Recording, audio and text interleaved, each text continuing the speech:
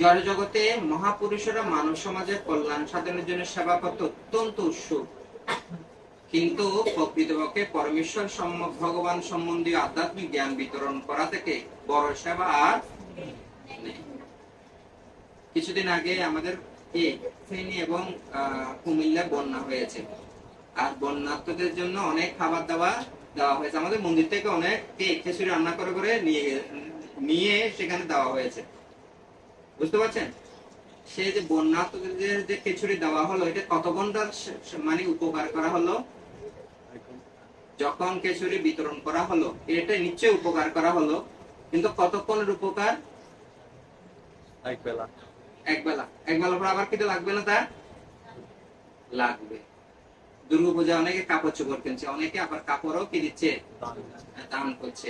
এটা কতদিনের উপকার? কতদিনের উপকার? এই কাপড়টা যতদিন থাকবে ততদিন উপকার। কতদিন থাকবে? 5 দিন। কাপড়টা কতদিন থাকবে?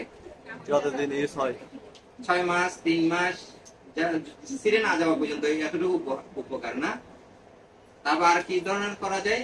একটা মানুষ অসুস্থ লোককে হাসপাতালে নিয়ে যাওয়া, তারপর সেখানে চিকিৎসা করা, তারপর সুস্থ করা, ঠিক না? এটা কতদিনের উপকার?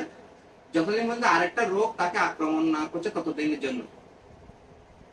কিন্তু যে সাধুরা যে কৃপাটা করেছে সেটা কেমন? আমরা হচ্ছে সকলে হচ্ছে ভগবানের সন্তান। আমরা কার সন্তান? কোথায় গীতায় কোথায় বলেছেন, কে বলতে পারবেন? আমরা যে ভগবানের সন্তান, আমরা যে ভগবানের অংশ আছে কোথাও? হ্যাঁ, মমই বাংশ। আমাদের শিল ভক্তি বিজয় ভাগবত মারা হচ্ছে আমরা ভগবানের বংশের লোক। আমরা কার লোক? ভগবানের বংশের লোক। কিন্তু সেই কথাটা আমরা কি করেছি? ভুলে গেছি। তার জন্য আমরা কষ্ট পাচ্ছি। তাহলে আমরা যে ভগবানের অংশ হয়ে থাকি, তাহলে এই জায়গাটা তো আমাদের জন্য না। আমাদের একটা স্থান আছে না, আমাদের একটা জায়গা আছে না? এটা কোথায়? যেখানে ভগবান থাকেন, হ্যাঁ, গোলক বৃন্দাবন। তো আমরা যদি আমাদের বাড়িতে ফিরে যাই, সেখানে আরো কোনো অভাব হবে? বন্যা হবে সেখানে কোনো হাসপাতালে গিয়ে ট্রিটমেন্ট নিতে হবে? কারণ আমাদের আত্মাটা তো সচ্চিত আনন্দময়, আর এই শরীরটা হচ্ছে অসৎ আর অচিত আর নিরানন্দময়। এই শরীর থাকবে না? থাকবে? কেউ শরীর মানে কি বাঁচিয়ে রাখতে পেরেছে? মিশরের যারা আছে তারা ওই দেহটাকে মমি করে রেখেছে, ঠিক না? আর যদি আপনি প্রাণী বিজ্ঞান জুলজি নিয়ে পড়াশোনা করেন, ফরমালিনের মধ্যে যদি বডি ঢুকে রাখা হয় অনেক দিন থাকে। ব্যাঙ, মাছ, এগুলো ফরমালিনের ভিতরে ঢুকে রাখলে এগুলো অনেক দিন কি থাকে।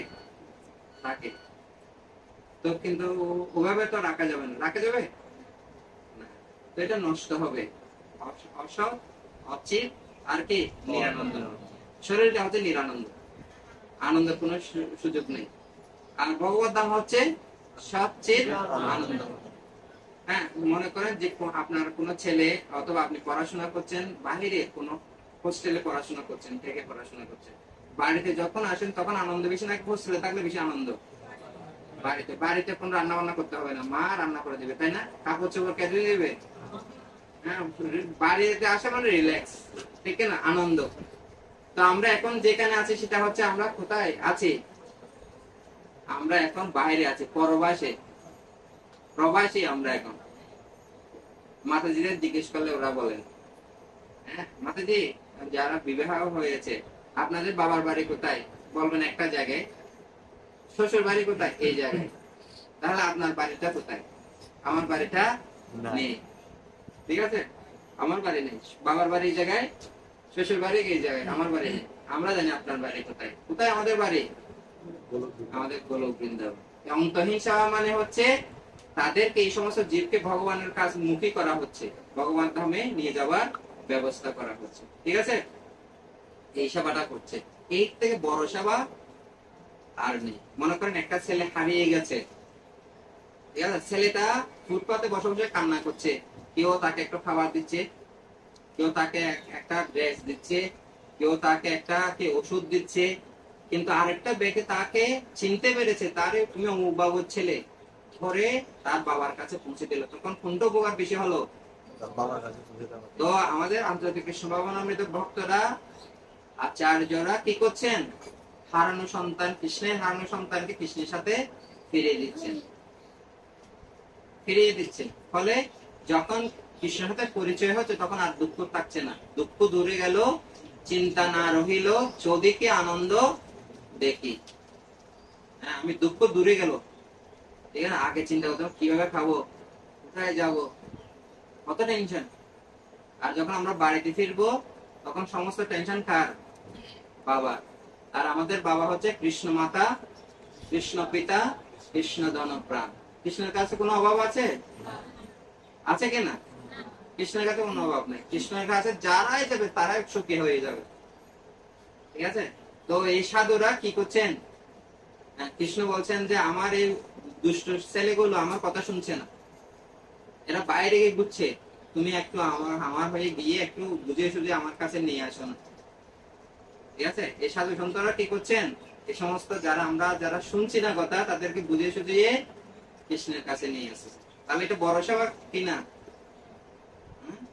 তো এটাই বলা হচ্ছে, আধ্যাত্মিক জ্ঞান বিতরণ থেকে বড় সেবা আর নেই।